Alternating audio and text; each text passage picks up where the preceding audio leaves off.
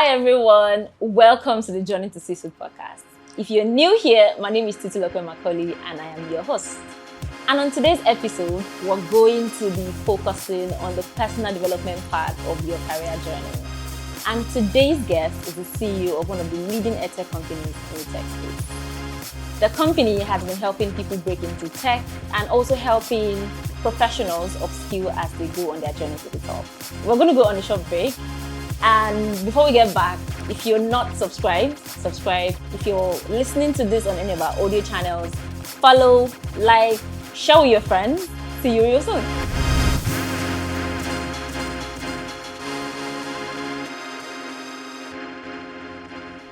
Hi everyone, welcome back. And now you can see who our guest is. How many of you guessed right? Okay. So with me today is Eyitayo Ogunmola. Eyitayo Ogunmola is the CEO at Utiva, and he's been doing amazing work. Not just him, definitely everybody on the Utiva team. Thank you so much, Eyitayo, for being here today. Thank you. Thank you. I was so excited when James told me you would be coming, and then when you said yes, I was like, Eyitayo is coming. Oh my gosh. And I was hoping that my energy would match yours because I've always known you to be a video king. Yeah. Right. Yeah. Thank you so much. Thank you so much for having me. So, beyond LinkedIn, beyond all of the videos that we've seen, beyond the classes and everything, we want to meet you. Want to get to understand you. Want to get to know you. Are you ready for it? Yeah, we have all day, right? So, tell us about your upbringing and how it's helped you, become the man that you had today. So it's really, really hard to say this is how we just passed through life. I'm the first child of my mom, first child of my dad. First child. That comes with a lot of responsibilities, expectation, a lot of expectation. Yeah. I mean, I literally grew up in the church. So I was a church boy, every morning you have to read the Bible, I lived all my life going to church, read the Bible 4 times, back to back, did a lot of Bible quiz competition. Draw your sword. Yeah. And then I was in the choir too, I actually had one of the largest interdenominational choirs, in Lagos, 120 people when I was young. And I was just 14 years, So I just had that interesting, childhood. And then I went to African Church Model College, in Lagos. Went to Unity Ado, now Ekiti State Government College, wanted to be a doctor. And the entire church used to call me doctor when I was young, I guess I disappointed everybody. I was about to ask that, do you still have relationships with them, and then how do they feel about you now? I mean, I do. And I've always been a very controversial person. So I even think that God accepts my controversy. Because I'm just very controversial. I'm just naturally controversial. I liked just yesterday, for example, I was just on ChatGPT, asking ChatGPT to tell me about the Egyptian scroll, wanted to learn about, the Egyptian gods, and like... What was the thought process? I just don't know the way my brain is wired. I'm just always thinking, out of the box, always thinking of odd things. That's something like my childhood, And I went to University of Ilorin, started as medical student. You actually started the journey? I started the journey. Oh, okay. Started the journey. So the childhood really was very good. I think the highlight for me was reading a lot of books. I had one of the largest libraries at just about 16, 17. I read a lot of books, What kind of books? A lot of books, like Tim LaHaye. I had read Rich Dad, Poor Dad, read Think Big, read Ben Carson's book as a child, as a teenager. I've read a lot of books, I think some of the books I was reading was so much about emotional intelligence, because I was also a very stubborn child, I'm very controversial. So wanted to also understand myself. And I think that really helped me because today I kind of know myself. So when people say a lot of things about me, I just I know who I am. I know I'm a talkative. I know I'm this, I know I'm that, So just reading those books as a teenager really helped me to unravel who I was. And I accepted myself. And at some point I didn't like some part of me, because I thought a lot of people were complaining about this part of me. But how do I change this thing? So I started immersing myself in reading. So I read one of the best books, Spirit Control Temperaments, by Tim LaHaye. I think I'll check that out. Yeah, very great book. I read this book at the age of 15. And that was when I discovered that my temperament, was just going to be like this forever. I'm going to be a talkative. I'm going to be stubborn. I'm going to be controversial. I'm going to be like this. And as a child, I also knew when I was reading the book that I was going to like women. Okay. So when I unveiled that part of my life, I said, you know what? All of you don't complain when you see me, liking women. And so when I started giving birth to women, I said, okay, maybe that's the controversial part of me that I discovered early. So, just reading was like the super lovely part of my childhood. Reading the Bible, reading books, and doing so many childhood activities. Yeah.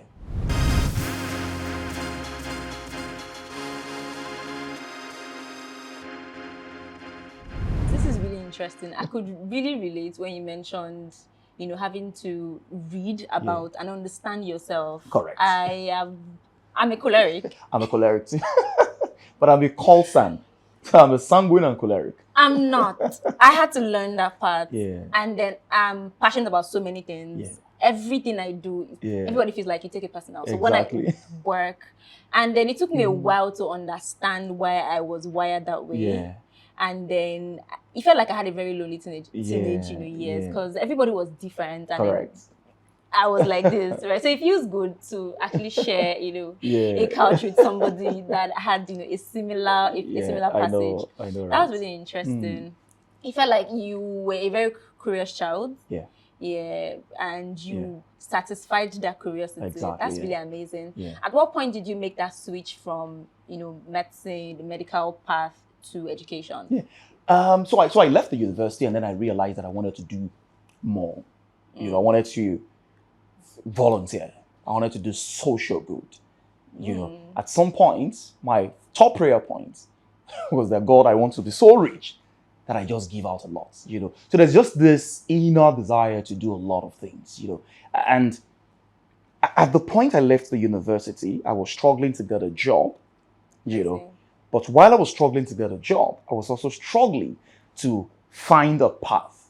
So there was a part of me I wanted to do international development, like NGO work. There was a part of me that wanted to just say, you know what, I'm just going to do politics.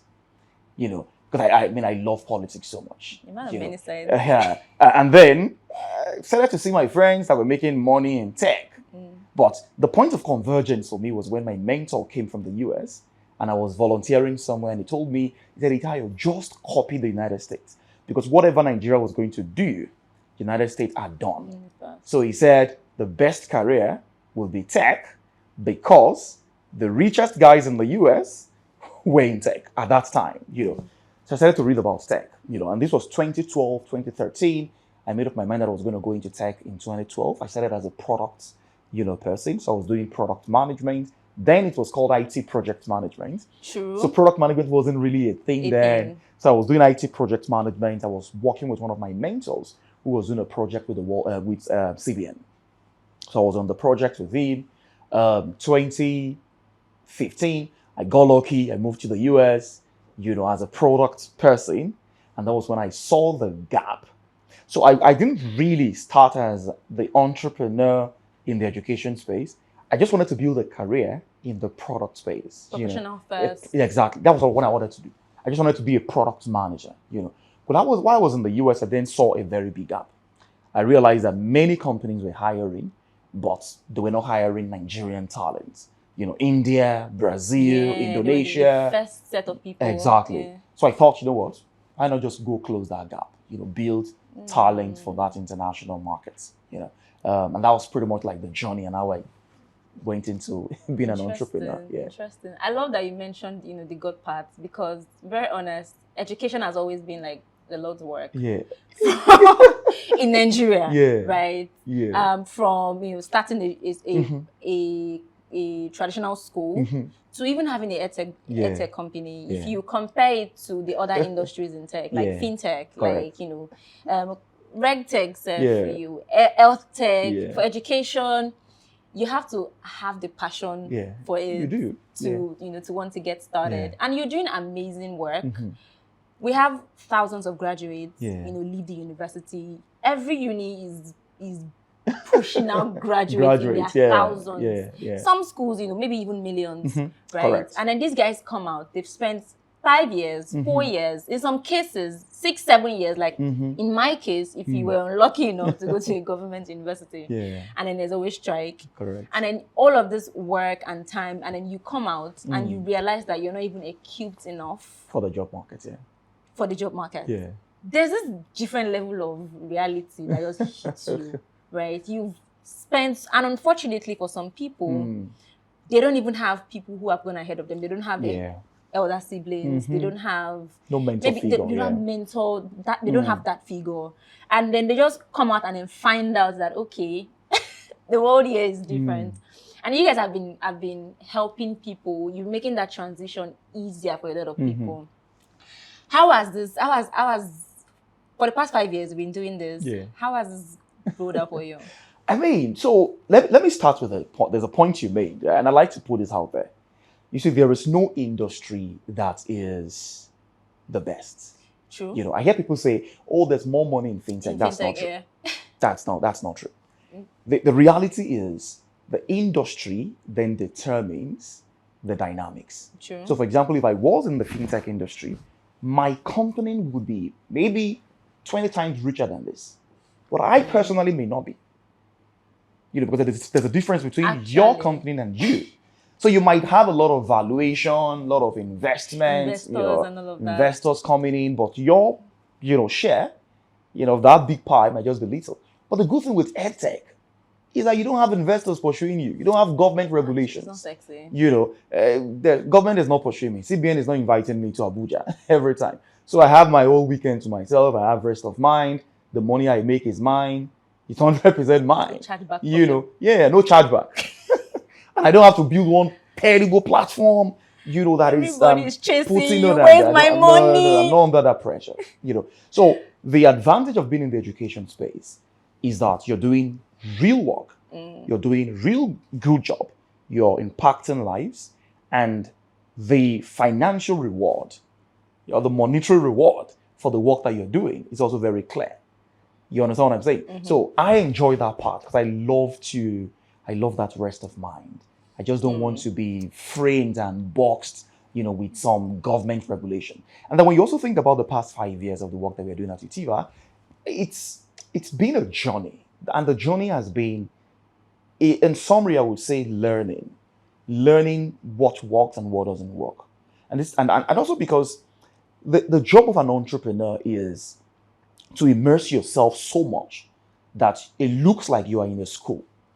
Because it feels like you're learning every day what works. Now, where do you express that knowledge? Maybe to the next generation, I don't know. But I've learned so much building Utiva. I've even learned to let me just chip in this. 2 days ago, I was talking to my coach, and we had done an assessment, and the personality assessment of, my character. And then he said, "Oh, Eyitayo, you are this, you are that." And I know at work, I'm no longer this. Because I've learned not to be some things at work because I'm an entrepreneur.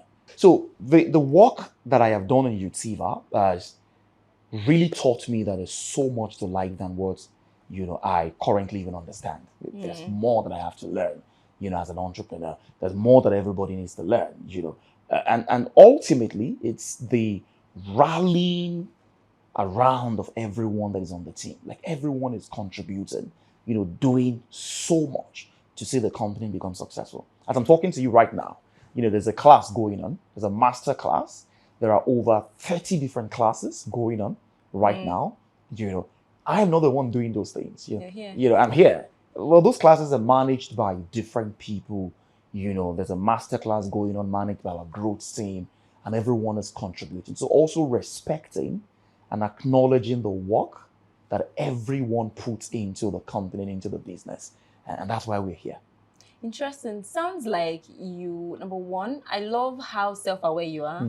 I also picked from what you mentioned that you constantly reflect on your journey. And then you look at what you can improve, what you can iterate. That's really fantastic. And from what you've said, you've carried that into the businesses that you've that you've Correct. built, Yeah. like one of which is Utiva, Yeah.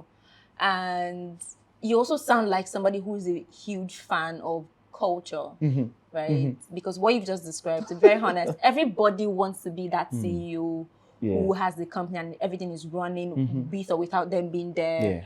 But it doesn't just happen, right? Correct. So it really does mean that you've put together some set of structure that has helped you achieve that, right? You've been intentional about the culture of the organization, and that's really impressive. And I really do love how you mentioned that the employees rally around to ensure that everything works out. The company fulfills its purpose.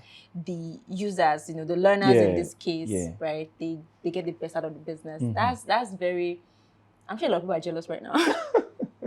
That's really impressive. Yeah. So there was a joke on Twitter one time about someone mentioned, I'm not going to name names of the companies involved, someone mentioned, for the people that, these Edtech businesses that they train, who hires them? I think we had briefly talked about it, before we started the episode. And then somebody mentioned, a so mentoring platform hires them, they go there to mentor. Once they learn, they go on to mentor. And that started a very interesting discourse about how people get the old, come to tech, there's money in tech, come, let's train you. And then you get trained in about 2 weeks, 3 weeks, 4 weeks, and then you're done. You've paid money for the training, but then you're still not employable, right? So these people are in that. They know what this path is about. They have like preliminary understanding, but they don't have enough knowledge to actually get hired on the job.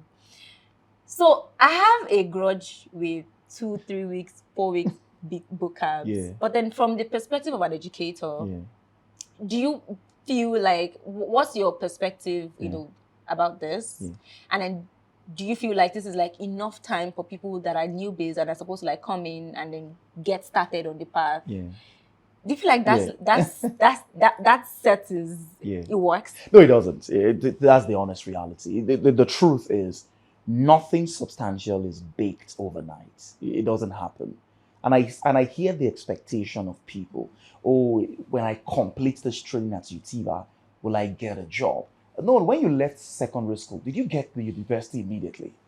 When you started as an entrepreneur, did you make money immediately? Life doesn't work like that. It has nothing to do with the training. It's just the construct of life. You don't start learning to drive a car and then get on express, immediately. So if I buy my car today, if I start learning to drive today, will I be able to drive from here to Abuja? Even I've been driving for the past 10 years. I can't still drive from here to Abuja. So there's a process to everything. If you're a terrible person and you learn tech will not change your character. And employers can see through the character, defect, and you will not be employed. If you are terrible at communication and you learn data science, you will not get a job because you will not be able to communicate your skills. If you have a very terrible social profile, on LinkedIn, your CV is, terrible and bad, you will not get a job. So it's a combination of multiple things. It's not just learning that technical skill. You have to be a good person. That means your character has to be good, number one, because employers these days can see through, that your character reflecting. Actually. They can see if you're nagging, they can see if you are unhappy. If you're not a happy person, you have to have a very good CV. You have to have a very good LinkedIn. You have to prepare for job interviews. And these are things that has nothing to do with the technical skill that you've learned. And then on the technical skill itself, you then have to go from zero, to working on a few projects. And when you've worked on those projects, build a portfolio for yourself. And then be able to represent yourself in the job interview. So it's a combination of multiple things. And that's why I tell people that when people come to us to learn a skill, the reason they don't move into job is not because of the skill gap. It's because of other things that they haven't really paid attention to. So what we have then done is to set up processes and structures around these other things. So for example, we're partnering with Joberman to help our talents, upskill in the areas of emotional intelligence, communication, leadership, and other things, because that's a major gap. No, it is a major gap. We are building courses around the LinkedIn optimization, CV optimization, interview sessions, because that is not the data science that you paid for. That's not the cybersecurity that you paid for, but that is what is going to affect you. That's what is going to hold you back down from getting that job, And then there's a whole lot around mentorship, and coaching people, to just know how to work with people, so putting people into peer-to-peer and getting them to work with each other. Because eventually when you then get the job, you will work with people. Yeah. And learning to even know how to work online. Because half of the jobs that are available are remote. And our talents don't know how to do it. They're not used to working online. They don't know how to communicate with people, virtually. So it's a combination. So I usually tell people that we need to do a total revamp of our education, of this educational system and our institutions, so that we don't heavily rely on boot camps. Because what boot camps do is just to give you that skill. But the other things that you must also learn come from the traditional university. So think about this. This is where I'm going to round up on this. Think about, you go to the university for 4 years, but every day you have a class, your lecturer comes in late. You will build the attitude to also come in late. So the reason you don't get a job when you then come to Utiva is not because Utiva has not trained you, but because you've been a horrible person. Because you've gone through a horrible institution where your lecturer has come late, constantly. Unconsciously. And half of the things that we do is buried in our subconscious. And most people don't even know that. So you then come and learn cybersecurity. We've only just helped you to learn a skill in 6 months. But how about the things you've learned for the past 10 years? Who is going to help you to unlearn those things? Are you even aware? Because those things will easily tell. They will show in your job interview. They will even show in your CV.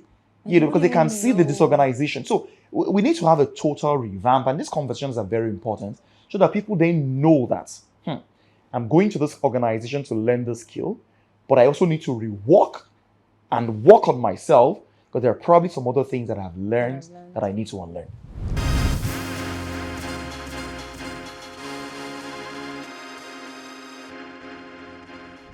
Wow, that touched on so many things. It touched on, number one, you learn one skill. You can't just stop there and say you're done. I've learned all that there is to learn. What's the job? Give it to me. No. It doesn't work that way. It doesn't work that way. You go on to use what you've learned. And I think this is a major problem because we're used to going to the university, going to classes, you copy your notes, come back for the exams, and then you're done.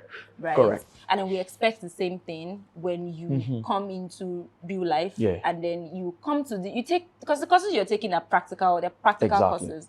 If you're going to learn, product, is practical. And then you just learn, you pass the exam, you think you're done. Exactly. Instead of you to take a step further, exactly my point. Begin to join groups, see how you can participate in projects, use that wisdom, those knowledge that you have gotten, right? And then bring it to life. And then you learn the next part of your journey. There are some lessons that you would learn when you start to put them to use. Right, and then that's the part that makes you ready for the job that you need. The opportunities, Unfortunately, we don't communicate these things like this. We just say, come and learn, and then you get a job. In fact, instantly we'll connect you, and then we'll give you a job. And I also love the part that you mentioned about it's not just the hard skills. There's so much focus on hard skills. And the truth is, hard skills are the easiest to teach. Exactly. You see those soft skills. See those soft skills. The hardest, because first off, in a lot of cases, the person doesn't even know that they lack them. Exactly. That's like step one. You have to understand that you're lacking in this area before you even realize that you need to learn it. Correct. Some learn it halfway and believe that they are great at it. Exactly. And that's even worse. That's now worse. You say you have the skill. Everybody feels like, I think she has the skill. But then you're not acting like someone who actually, has the skill, right? You're harder to even correct. You're harder to... Exactly. So it's a combination of so many things. Your soft skill and also things like understanding how to interview. Still on that soft skills, right? Wow. Wow. You know how I know these things, right? When we started Utiva, we hired a lot of junior people. Okay. We literally leveraged junior talent to build Utiva because we didn't have the money to pay, experienced and great people like I yourself. feel like almost every company starts that way. So, and then you see this young chaps, right? You're working directly with a CEO. So half of the work has been done by the CEO, and you are only doing 5%. And then you think in your mind that you're the one that has done the entire 100%. And then you leave the company and you go out, You're in for a shocker. and then you now realize outside that you're not good. You understand? So people then call me. Some of my friends that hire some of my, ex-staff will then call me and say, Eyitayo, you talk a lot about this lady on LinkedIn, and you're like, this lady is great. It's like, I just hired her. I'm like, I can't see the greatness. The expectation is really... Yeah. So this generation needs to wake up to that part where you unravel, the things you know, and you then also unravel what you don't know. Because your biggest weakness are in the things that you don't admit. You understand? That you don't know. So you're literally just think you're good. I mean, I was also there.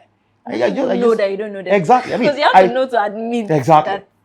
So until you find yourself in an environment where you're working with top stars, that's when you then realize that you're not actually good.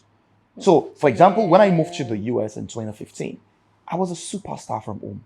I was a Carrington Youth Fellow, NLI Fellow. I got a scholarship by Bloomberg to go to Lagos Business School. So I thought I was a fast rising star until I got to DC. And then I was working with, Princeton University graduates, Harvard University graduates. I saw myself that I you are not taught from, you're not trained from home. I could see it. Nobody told me. I could see it. I could see the difference in my presentation and the presentation of that Harvard graduates. I could see the way I started meetings and the way that other guy that just finished from Princeton University started meetings. So I could see the gap. And this was me, who was also one of the top 1% in Nigeria. You understand what I mean? So we need to expose our weakness to opportunities like that so that you then quickly realize that, I need to work on myself. I need to build myself. And when you have that open mind, because Nigerians are naturally aggressive and great people, where you have that open mind, you're able to accelerate faster. But when you don't have that open mind, you just continue to live in that blind spot, thinking you're good when in reality, stubbornly. You get. This is very eye opening because I've always felt like there's a huge disconnect between what these companies are offering and then the reality of these people. But then unfortunately a lot of us don't see it from this perspective. And one thing I tell people that start in smaller companies, not everybody's going to start from JP Morgan. Not everybody will start from Flutterwave. Not everybody's going to start from Paystack. Right? Some of you have to start from that fintech that kicked off 6 months ago. Correct. Which is fantastic because you get to learn certain things in those settings. However, as you grow in your career, you want to change the environment. You want to move to a space that challenges. You want to move to a space that doesn't look like where you've been before. Because now you get to see yourself outside of your comfort zone in a completely different environment, in a more structured environment.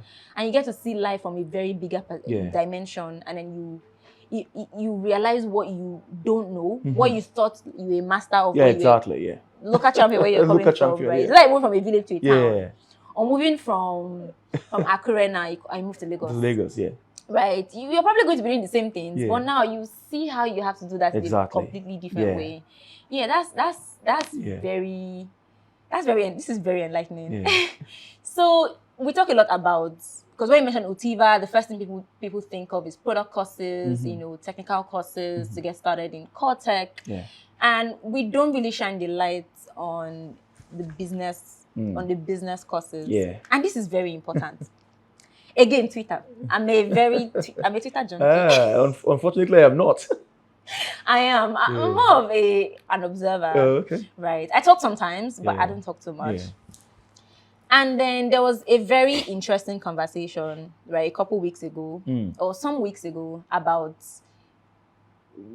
which is the most important department in an organization. And then I think like this is a consistent fight, right? Engineering want to feel like they're like the most important, everybody want to make money in tech, come be a developer, come be a this, come be a that. And then that kind of like trickles down into what a lot of businesses then do, you know, teach you, oh, even if they say you don't have to code, come do product courses.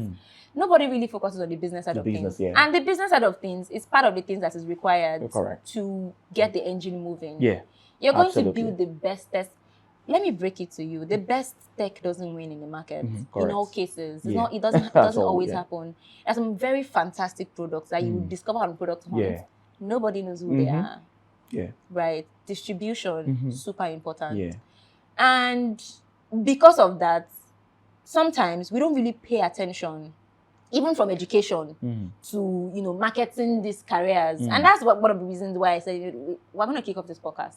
Because most times when you talk about tech podcasts, usually focused on either product or technical things. But in the business part, it's just spread across the entire ecosystem. We don't really focus on it. Utiva has business courses. Guess which is more popular? The product and technical one? Unfortunately, no. Right? Really? Yeah, unfortunately. Interesting. No. I think what you get from the market is the product of what you also invest into it as an organization. So over the years, we've started investing into technical courses.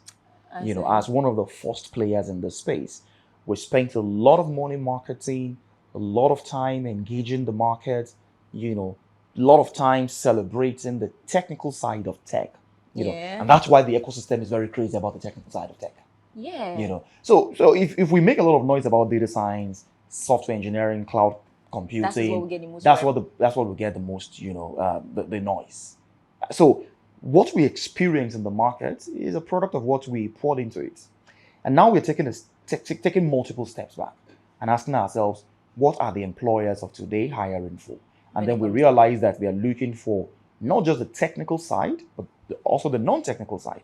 So we then launch courses like business analysis, you know, product management, technology sales. You know, now we are launching mini MBA programs. Those. You know, mini MBA programs, they're not technical. Mini MBA programs are majorly focused on helping you build, you know, the capacity to lead. We need operators, we need builders. So, for example, we launched product and digital marketing. That's not technical. That's also on the business side of things.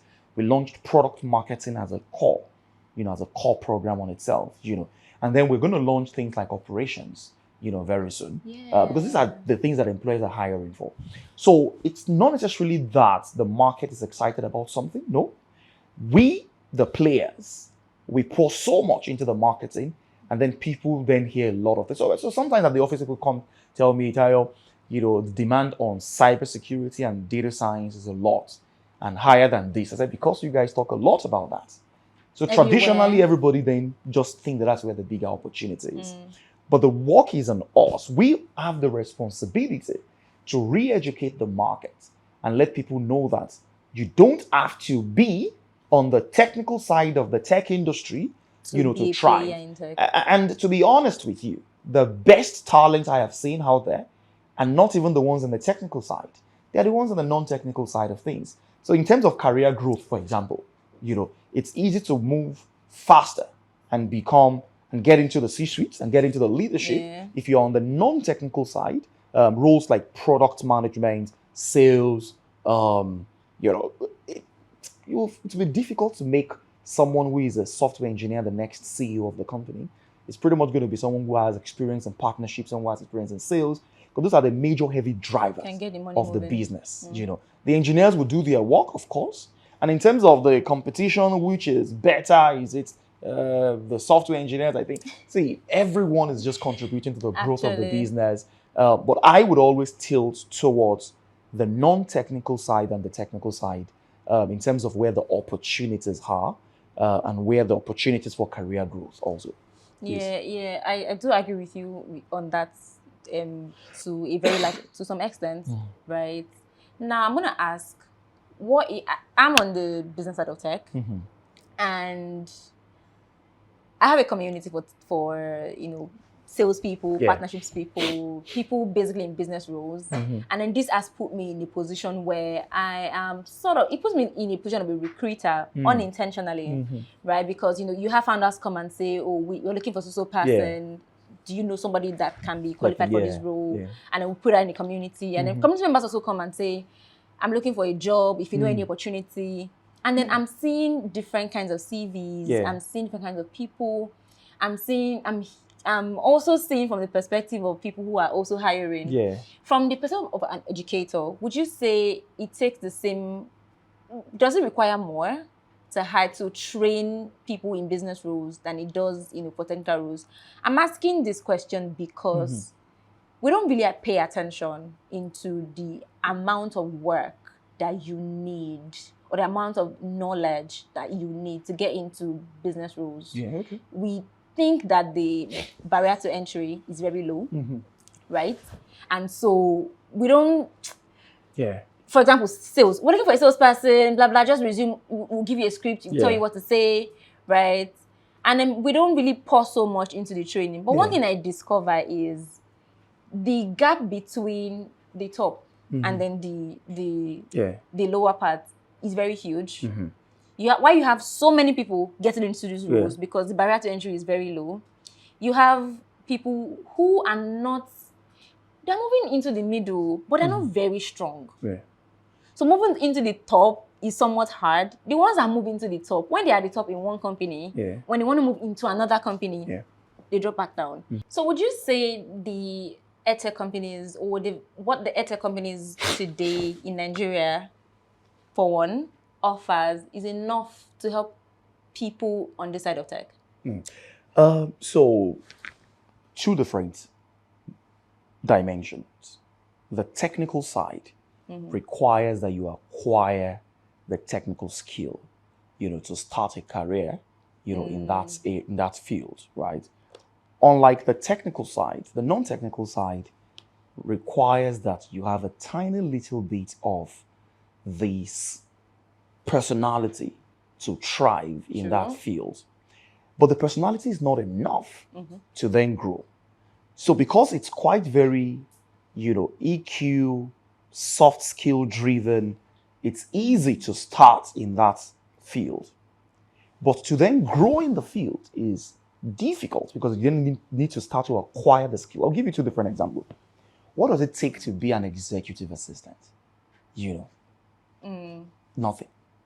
To start as an executive assistant, literally nothing. Just to be able to say yes to your boss. Yeah.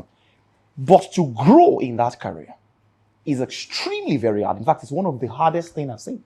One of the hardest careers I've seen, to grow in that career. So anybody can start.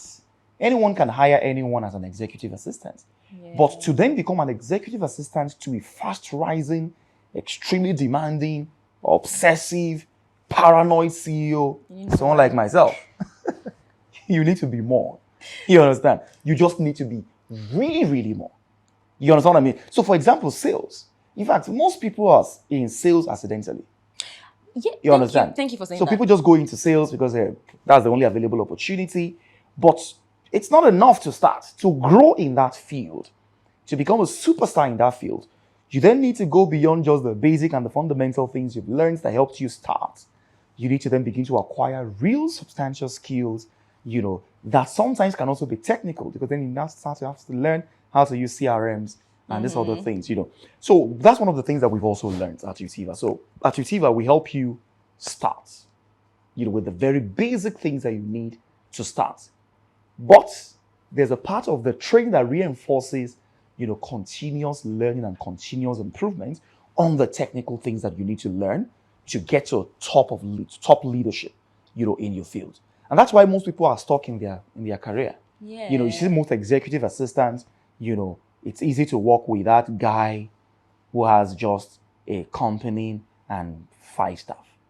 But can you be the executive assistant to a CEO that has a company of 100 staffs, and has 4 other companies is also running, on the side? Because that will mean that you have to do more, you have to be more, So learning that to grow in your career, if you are on the business side of things, your personality, your temperament, your desire, your passion might help you start. But mastery is what would help you to move from just that junior level to that senior level. And that's where the gap is today. In Nigeria, we need to build courses to help people go from basic to advanced. We have to have mini MBA programs, executive leadership training programs. We have to have retreats. In fact, we are launching retreats. It's going to be like your company sends you, it's physical. You're going to be lodged here for 3 weeks. You will be here re-immersing yourself into what it takes to be a superstar in your field. Because mastery requires a whole lot than just fundamental and foundation. Yeah, I'm really passionate about this because this is my playground, right? I'm a professional in on the business side of tech, and I see, again, having a community, I see what people are currently struggling with, and then I'm also seeing things from the side of employers to an extent, and it baffles me, right? Because whenever I check out courses, for example, let me take sales for example. I see, when I look at the curriculum, I'm seeing beginner things.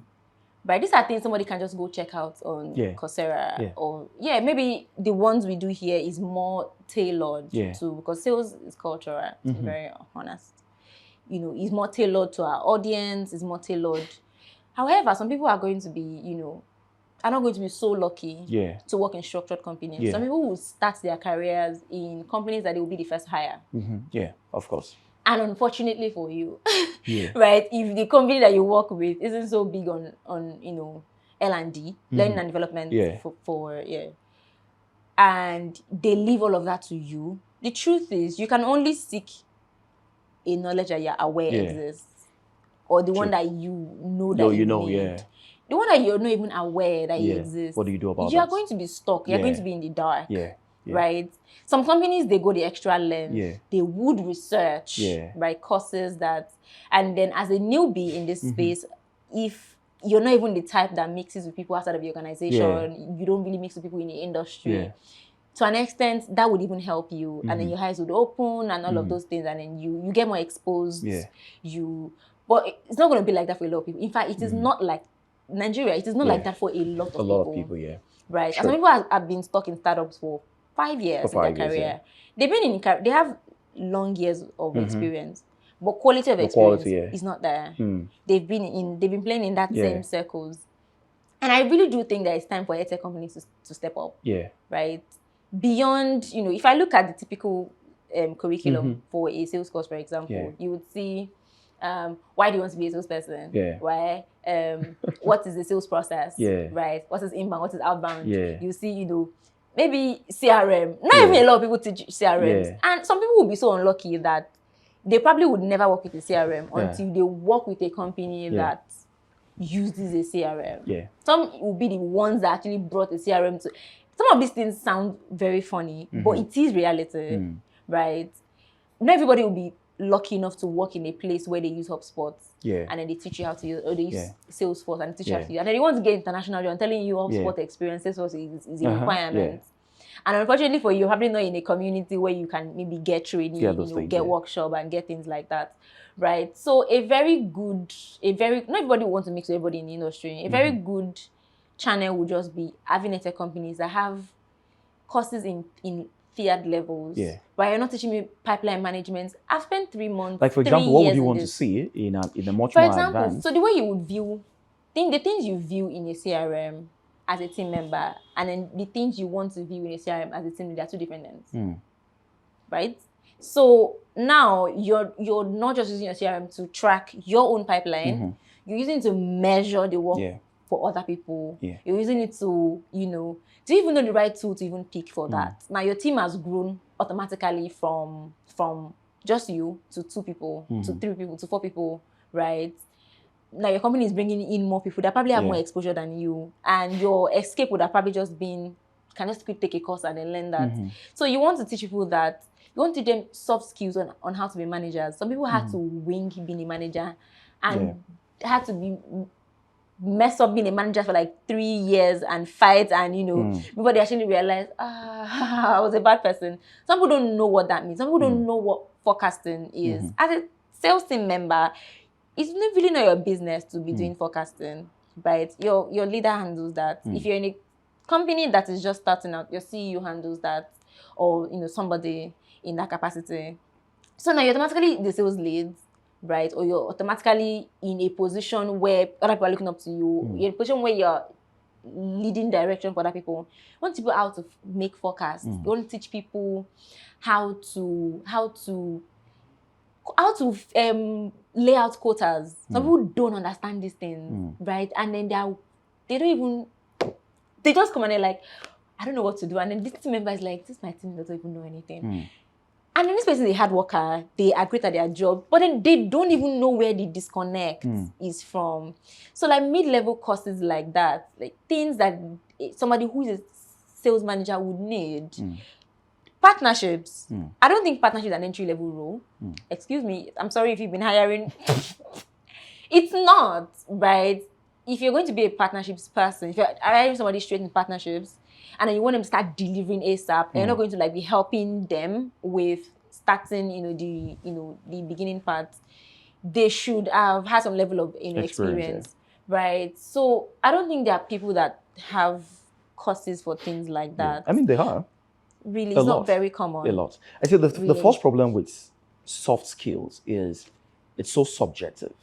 True. Unlike if you were learning data science, for example, SQL, Python is clear. It's more advanced than Excel and Power BI. True. What's happening? Unlike soft skills, or unlike business skills, you can put in the curriculum and say CRM. But until you experience the training, you would not know how deep it is. Yes, you won't. So I used to be very, analytical when it comes to just checking curriculum. And then I would say, oh, what does this curriculum entails? And then I'm like, oh, it's too, beginners. Until I experience it myself, I would not know the depth of the training program. Because unlike technical courses, non-technical courses has so much to do with the interaction and the engagement, the dynamics of the training itself, beyond just what is written, in the curriculum. I don't want to mention a few organizations on top of my head, but I know some organizations that are doing really good job when it comes to managerial level type of training for people in sales. Not up. Not up. Mid-level managers. Because there's so much gap. And then, there is, because you can't also run faster than the industry. The Nigerian ecosystem is not mature yet. So you can't overtrain people when the market and the ecosystem is not ready. Like, what are you training people for? Look at the banking sector, for example. The banking sector right now is just getting sexier. Compared to some 10 years ago. So some 10 years ago, if you were training people to have some type of skills for the banking sector, would be for what? For which industry? Where are they going to use it? So education does not go faster than the demand. Education is designed to meet the demand. So if the demand is not there for that level of quality, who are you building for? I mean, we are building MBA programs today because the ecosystem is growing, and demanding for some type of, talent. And then we just thought, okay, why not build these MBA course for that space? I mean, one of the courses we are building, for example, is an MBA, an EMBA for EMBA in real estate. We're building the MBA in real estate today because the real estate industry is starting to grow. And then a lot of young people were building great companies in the real estate space. There's so many people who are now moving into the real estate space as operators, unlike before. So what you would experience in terms of the curriculum, the design, the delivery, and for what level is ultimately about the demand. So another example, we are building something that is for people that want to become CTOs, in this space. And it's also because when we check LinkedIn, we then begin to do a lot of analytics on LinkedIn, we're seeing thousands, hundreds of young people are going into core engineering leadership. Engineering leadership wasn't a thing some 10 years ago. No. You see that you're just an engineer, you're working from home, you're back end, nobody sees you. But today, the market is demanding that engineers then step to the level of leadership. Hence, we are building. So And that's why those who are running education startups need to constantly talk to, enterprises to understand what are your demand. And not just talking to them, also analyze the dynamics of the industry to see, we think that this will be a major thing in the future in terms of gap. Let us close it. But you can't be building leaders for an ecosystem where leadership is not in the conversation yet. We're still stuck with, mid-level, junior people. So the goal is, let us supercharge the junior roles and build people to even get first job. When they get their first job, and then we see that, the market is great, and then we can go do that. Interesting. So I understand the demand bit. And I understand the part where you say, the market creates the demand, and then when you say that there's a need, then the business then tries to fill it. So I think there is a demand. It's just not very loud, right? Because first of all, people that you're dealing with, they're not high up guys, and then they would run to I can't let all the teams that I'm on to see that I have a loophole, I have a gap, or it becomes more evident. Your loopholes become more evident the higher you rise. But we're talking of people that are just slightly moving. I think there is a demand, but however, this demand is not communicated because they don't even know they have a problem. Yeah, I mean that's why the demand does not exist. I mean, if demand exists, it's naturally communicated. Interesting. You understand what I'm saying? So let me give you an example. How many companies in Nigeria does $10 million in annual recurring revenue? In Nigeria, how many? $10 million. How many companies? They are just in this whole entire Lagos. I can bet that there are no more than 100 companies that are doing more than $10 million in annual recurring revenue. Because if they were, I'd like to find this. Yeah, I mean it's a simple arithmetic. If we have that very huge number of companies, that large number of companies that are doing that level of revenue, it will tell on the on the market. You will see it because more people will be hired into jobs. People will break it into international markets. They'll be expanded.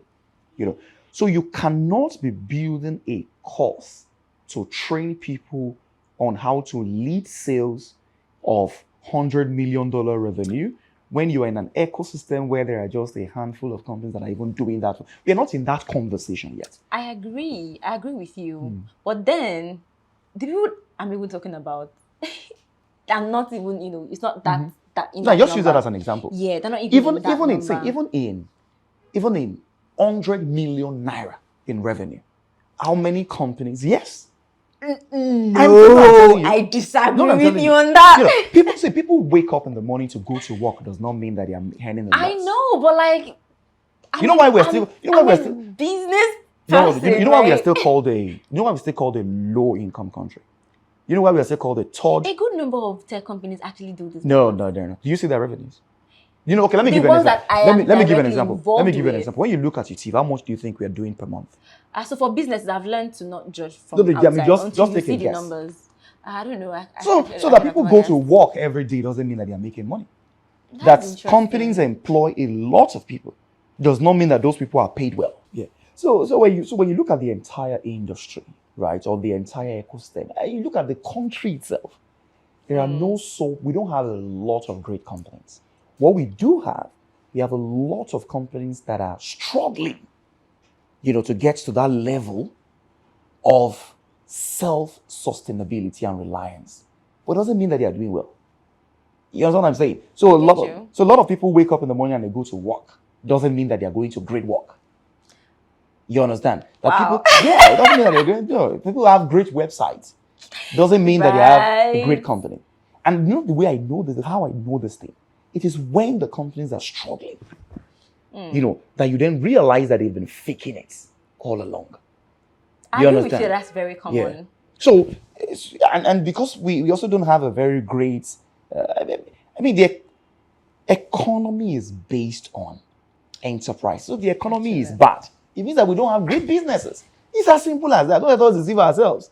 And the reason we also don't have great business is because as a typical business, you struggle with so many things. Electricity, diesel, the government regulation, and yada, yada, yada. So, and people. So don't we think that if these people, right, if we have people with more sophisticated education, not the formal Who will pay Nigerian now? investing.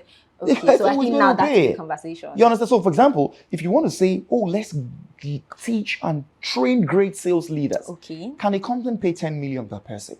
That's a very valid. That's a very valid. Do you know how much it's going to cost me to get you to come and train everything you've learned? If you do it for the passion, the first class, second class, you then begin to look at the alternative you're foregoing in terms of I'm training you. The time you could have been making more money. Yeah. So you are expensive. You understand? So to get you, for example, if I want to get you to come train 30 people, and coach them, mentor them for 3 months. If I pay you 2 million, right, you would then begin to look at your alternative for gone. Your real job. What you are missing. The rest, because you have had a very busy week and you also want to relax. Yeah, so the value of your time to really get great value from you, I should have been paying you 10 million. But how many of those students can pay 500,000 Naira each to come and learn the skill? Because how much are they even earning? In the first place, someone that is earning 250,000 Naira per month and is a salesperson in a company, is that the person you're asking to come and pay 1 million to do an EMBA program? So the quality of the training is commensurate to the demand in the markets. And the educators would also build, based on that demand. But ultimately, there's an elephant in that room. Who is going to pay for the value? Because that kind of value is expensive. It is expensive. Yes, it's really expensive. I 100% agree with you on that. I 100% agree with you on that. Wow, this has been interesting, right? Very thought-provoking. And I think this is a signal to companies who are very passionate about improving their people that you need to invest more in these people. Yeah. When you mentioned 250K salary, this is reality. That's actually. Reality, And to an extent, that's like somebody that is even earning something. Right? And for the company too, it's a lot of sacrifice. Yes. Because they're probably not getting value yet, and they're investing. So it's that's why I said the entire ecosystem needs to be restructured. We need to first even have study loans. The government needs to invest in loans. And not just for this formal education. No, not just for formal. Yeah, not just for formal. For informal. Because these are the ones that you go to school, you study, and then you have to come back. So that lady that earns 250,000 needs to be able to get access to a 10 million Naira loan, to go to a quality MBA Lagos Business School standard. So that when he graduates, he or she graduates, it becomes really, really talented. But if you're relying on acquiring that type of knowledge from your basic salary, we're just going to continue in the rat race. And it's so unfortunate because there are companies that actually do this, companies that have this budget, but they're not so much. No, they're not. Very few. That's why I said at the beginning, how many companies make 100 million per month in Nigeria? If you don't make 100 million per month in this current country, you can't do all those things. Cannot say you want to be investing in your talents because you're also afraid you're spending that money to invest in the talent. The talent also leaves. But when we supercharge the entire ecosystem, right, it wouldn't matter who leaves. Because the next person that is coming is going to be able to replace that person. Would be able to replace the person because the person also, you get my point. So I wouldn't mind if my talent that I pay 1 million Naira as salesperson leaves because the next guy that is coming, somebody would have paid exactly to also, you get the point. Nice. This is really interesting. So moving on to, things people can even do from right now, right? Right now that you're not yet in that company that can put you on and then put you in those very important courses that you need. How would you advise, number one, professionals in business roles to, that want to upskill? How would you get them to start? I'm not even talking about entry level. I feel like there are like more than enough resources for entry level people. For entry level, But you see these middle people. How would you advise them to start? And number two, for people who want to be educators, right? Who want to work for an Utiva, they want to, or they're even professional, because being a good professional doesn't mean that you'll be a fantastic educator. I don't know if I'm going to be a great teacher. So how would you advise people like that to also, how can they upskill? What are the things that they can, what are the resources that they can I think so when it comes to upskilling, I think about it from mastery perspective. you are on the journey to acquiring mastery.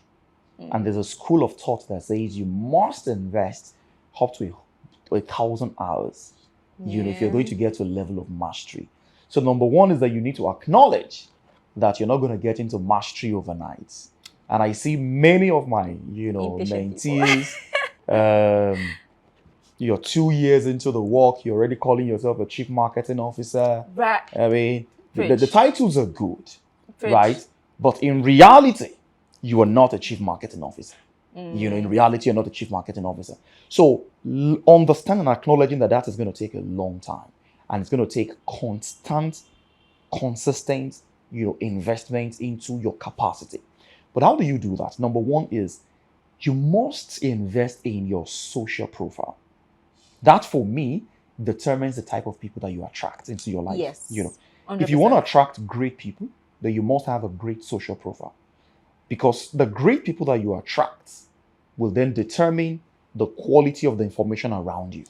Correct. So the quality of information around you can only come if you have also leveled up to their level. You go a little bit higher to their level. And how do you do that? Social profile. So you must invest so much in, your LinkedIn profile, your other social media profile. You must constantly write articles. You must volunteer to coach somewhere, to train somewhere.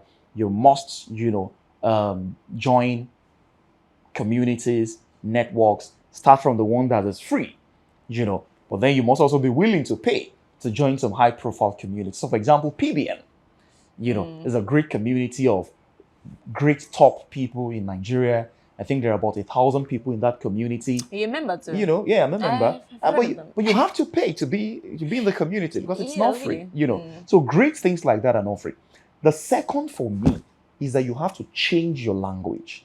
So you have to change your language. I talked about changing your social profile. Yeah. But you have to go from social profile to changing your language. It needs to match. It needs to match. And how do you change your language? Constantly listening to podcasts, advanced podcast topics. You cannot heavily consume Netflix and expect that you're going to lead in your career. No. It's not possible. There's no miracle to these things. You have to constantly listen to, thought leaders that are talking about subjects that you're excited about, so that your faith only comes by hearing. So if you are hearing Nigerian movie every time, in fact, if it's African magic you are investing your time on, there's no way you can get to that level, in your career, that you would then become yourself a thought leader. So if you want to be a thought leader, you must control what you hear. And that's constantly listening to podcasts. You have to over-consume podcasts. And then you have to go from podcasts to then you have to go from what you hear, your social profile, to who you know. Because some type of jobs, only comes through referral. Yes. And you have to then begin to attend local conferences, international conferences. Expand your network. But ultimately, you also need to host conferences yourself. You also need to then step into that level of a thought leader.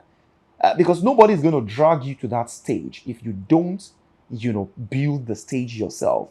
So hosting your own conference, designing flyer yourself, putting your picture there, inviting 2 of your friends to also be speakers, automatically you've gone from just a professional to now a thought leader. You've invited yourself to your own conference. Others will now begin to invite you, And so there's a lot more that you need to do. How do I know these things? Because when I put an application together for a certain thing, so for example, maybe O1 visa in the US, EB1 visa in the US, UK Global Talent visa, and I look at all the things I have done, in my life, I then wake up to the realization that, it's actually tiny little drop of water that makes an ocean. But the water, that tiny little drop, has to be your own water. You have to create the platform for yourself. You have to build your own podcasts. You have to build your own conferences. You have to invite yourself to your own events. You have to write your own article. You have to publish your article on LinkedIn and get your friends. You have to be intentional about asking your friends to like it. Because nobody's going to like your posts until you like it yourself and you start to get your friends to like it. Because today when I write on LinkedIn, people say, you've got 1,000 comments, 1,000 likes. How did you get there? I'm like, no. At some point in my journey, I was in the DM of my friend saying, repost, reshare, repost, and then because they started reposting and resharing, they were my inner circle. These guys believed in me. They reshare, they repost. Outsiders now also believe in me. So investing in yourself constantly, and but the most important thing here is it has to be consistent. You can't just do it one day, because someone is listening to me now and I'm talking about, you cannot just watch Netflix and grow your career. And then the guy will now wake up tomorrow and say, new month resolution, I'm not going to watch Netflix. What happens in the next 6 months? Constantly, you have to be constantly doing this now. You have to be intentional about it. And then ultimately it's having a mentor in your space. But a mentor who is very brutal about your growth. Because what I see today is extremely very shitty. Pardon my language. This is not mentorship. This is just someone babysitting you. Or if you're looking for someone that you would come into his DM and say, Egbon, and this, and the Egbon will say, you're doing well, you're fine. That's not a mentor. Even have your time. That's not a mentor. Person is busy. A mentor has to be very tough on your growth. One of my mentees invited me, he's building a startup, and invited me and said, Eyitayo, come and be on the board. And I said, okay, I'll be on the board now. And he said, can I have a meeting with you, yesterday? And the guy came late to the office. They meet me at the office. And then he bossed me and said, he was in traffic. I said, never come late to my meeting again. And don't ever do it with me again.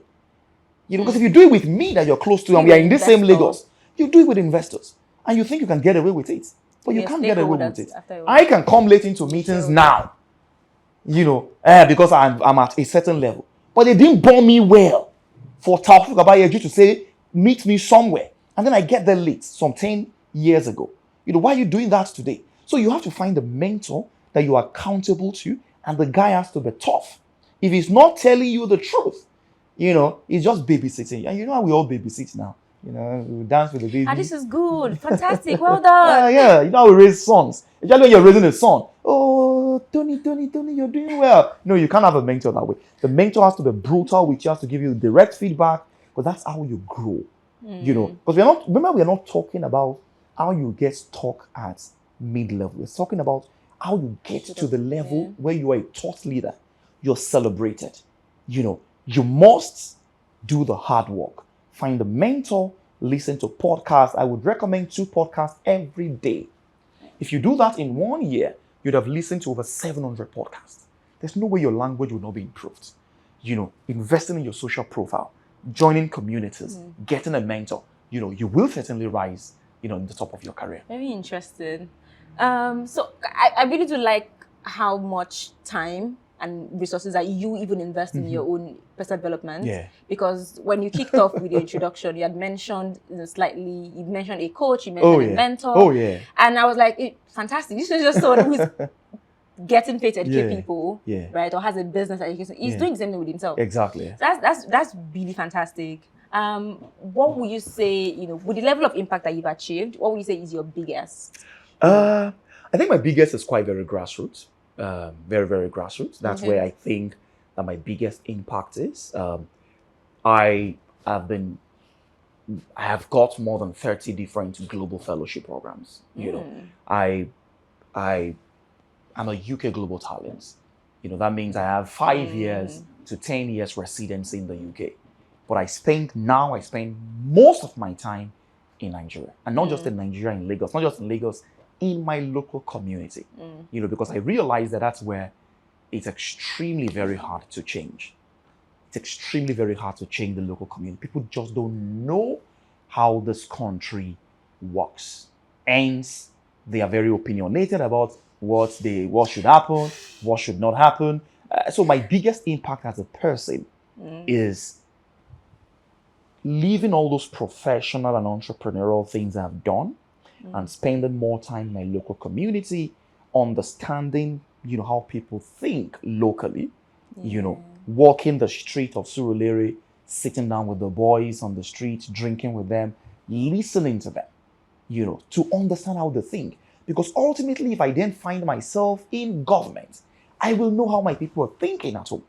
Yeah, so there won't be disconnect. Yeah. Because what I see today is that people are in Abuja, but they don't know how the boy that pushes truck in Ibadan thinks about the economy.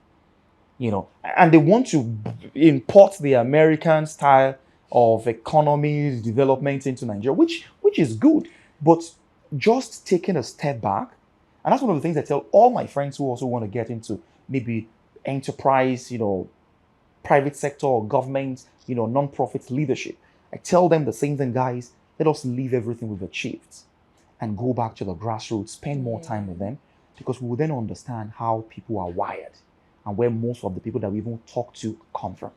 Yeah. And that's pretty much like my biggest achievement. Just being able to go back to that local community and engage and interact with people that's the part I enjoy most. That's really interesting to hear, and I think it's even a call to people because we're as weak as our weakest links. Correct. And if we leave a lot of these people, right, and then there's a huge gap between the advanced and we're still going to have a lot of problems in the next decades, right? So what would you say your lowest point has been?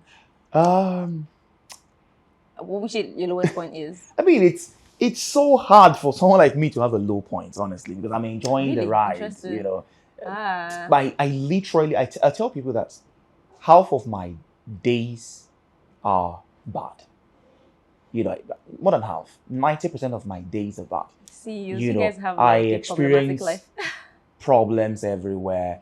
Every part of my life is chaotic, but I am thriving in the chaos. I'm enjoying it, So it's so hard to say this point is the lowest for me. I mean, I'm in between the lows every time, So but one thing I do is just to enjoy the lows and thrive in it and just move on fast. I really do like your perspective. I just learned this just a couple years back. I've always been the warrior, and when I've always been the warrior. So, but then I've come to realize that problems are never going to end. Yes, they won't. And you can't just afford to postpone your happiness just because there's something going on, and then you're just so focused on solving that problem. You have to learn to even enjoy yourself, it, even in that. Enjoy it. Because you don't know when the lights would come. Exactly. Right. So just while you're in that problem, while you're trying to find a way out. Oh God, especially if you're in Nigeria, you better enjoy the ride. Enjoy right. it. Yeah, that's a fantastic mindset. So what more are you looking at? What more are you looking to do at Utiva?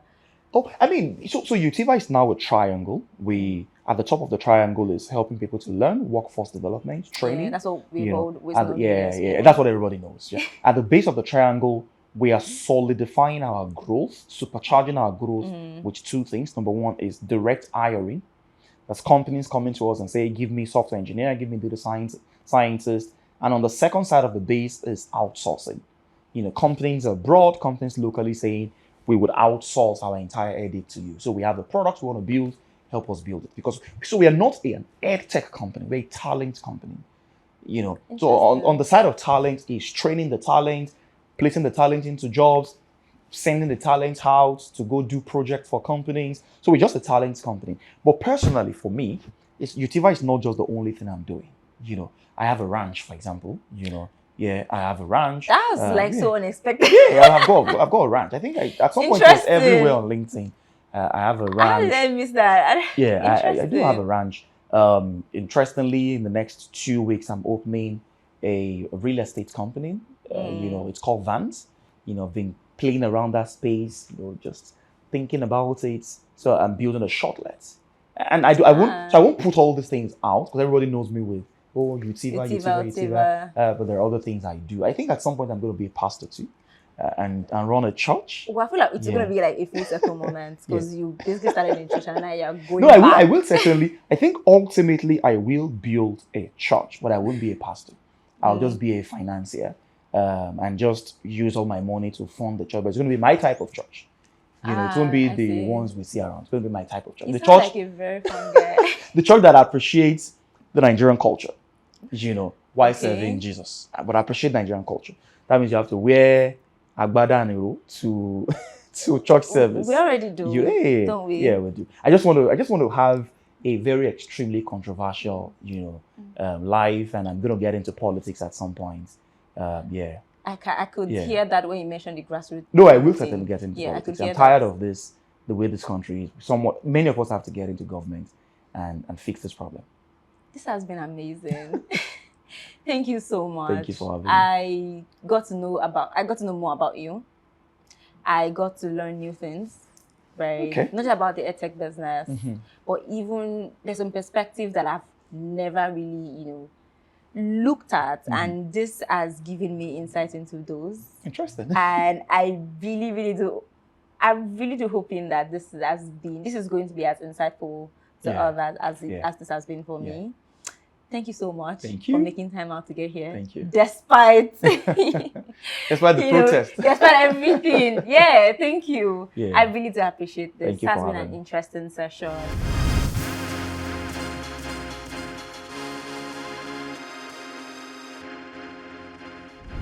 Thank you so much for joining on this episode. I hope it was a fun and learning and a huge learning moment for you, just like it was for me. Don't be selfish. Drop your comments. We want to read your thoughts. And if you haven't subscribed or you haven't followed us on the platform you're watching or listening to this on, do that right away. Share with your friends, share with your work colleagues, share with your career besties, and see you in the next episode. Bye, guys.